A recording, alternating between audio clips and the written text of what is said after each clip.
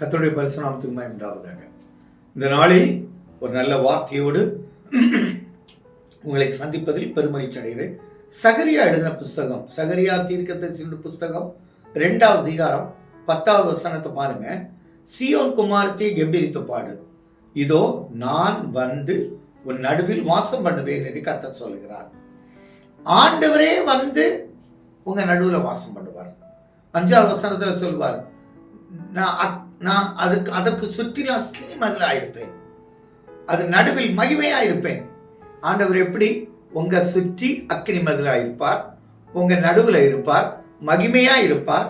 அது மட்டும் இல்ல, சேனைகளின் கர்த்தர் உன்னதத்தில் அவரை உதவி செய்ய ஒருத்தரை அனுப்புவார். நீங்க எது கவலைப்படணும்? கவலைப்பட வேண்டிய அவசியமே இல்லை. ஏன்னா ரோமர்ல அப்போஸ்தலனாகிய ஆபிரகாமுடைய காரியத்தை அப்படியே யோசித்து பார்த்தீங்கன்னா, தேவன் இந்த ரோமரை கொண்டு நமக்கு ஒரு பெரிய காரியத்தை செய்திருக்கிறார்.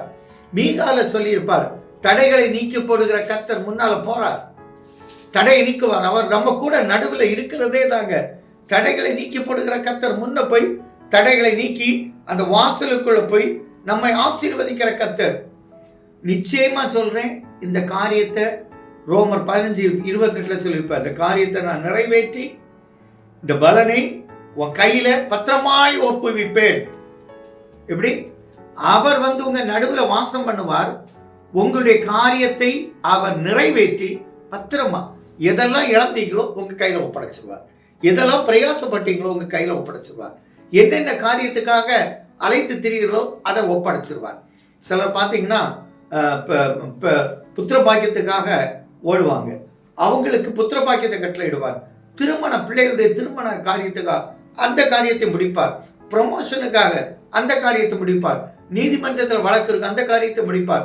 தொழில் இதுவரை நஷ்டப்பட்டிருப்பீங்க, ஆனா உங்களை இந்த மாவட்டத்துக்கே ஒரு பெரிய டீலராய் கர்த்தர் மாற்றுவார்.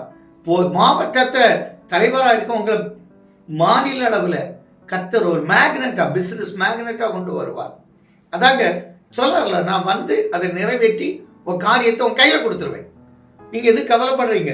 யோபு சொன்னார், சிறையிருப்பை மாற்றும் போது டபுளா 500,000 ஆனது, 7,000, 14,000. இதே போல கர்த்தர் வந்து உங்க நடுவில் இருந்து எல்லாம் ரெட்டிப்பாய் கொடுத்து உங்களை ஆசீர்வதிப்பார். எங்கள் நல்ல தகப்பனே, நல்ல நாள் ஆண்டவர் தகப்பனே, எங்க நடுவில் வந்து வாசம் பண்ணி அக்னி மதிலா இருந்து எங்களை பாதுகாத்து பலப்படுத்தி எங்களுடைய காரியங்களை வாய்க்க பண்ணி எங்க கையில தந்து எங்களை மகிழச்சிடும் நல்ல பிதாவே. ஆமென்.